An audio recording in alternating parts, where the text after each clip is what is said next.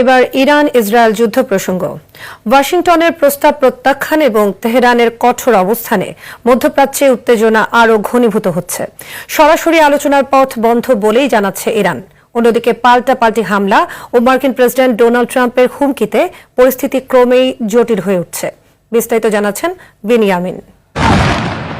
ওয়াশিংটনের দেয়া 15 দফা প্রস্তাব অযৌক্তিক বলে নাকচ করে দিয়েছে তেহরান। দেশটির পররাষ্ট্র মন্ত্রণালয়ের মুখপাত্র ইসমাইল বাঘাই জানান, ওয়াশিংটনের সঙ্গে সরাসরি কোনো আলোচনাই হয়নি তাদের। পাকিস্তানে যে বৈঠক হয়েছে তা তারা নিজের উদ্যোগেই করেছে। ইরান সেখানে যোগ দেয়নি বলে নিশ্চিত করেন তিনি। খবরهایی که در این چند روز مطرح شد در رابطه با بحث سفیرمون ইসলামিক রেভলিউশনারি গার্ড কোরের নৌবাহিনীর প্রধান আলী রেজা তাংসিরির নিহত হওয়ার তথ্য নিশ্চিত করেছে ইরান। আঘাতের তীব্রতার কারণে তার মৃত্যু হয়েছে বলে জানিয়েছে আইআরজিসি। গত সপ্তাহে তাকে হত্যার দাবি করেছিলেন ইসরায়েলের প্রতিরক্ষা মন্ত্রী ইসরায়েল কাটজ।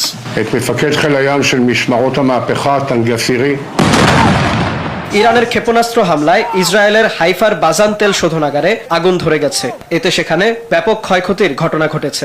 এছাড়া ইরাকের মোহাম্মদ আলা এয়ারপোর্টেও রকেট হামলায় একটি বিমান ক্ষতিগ্রস্ত হয়েছে।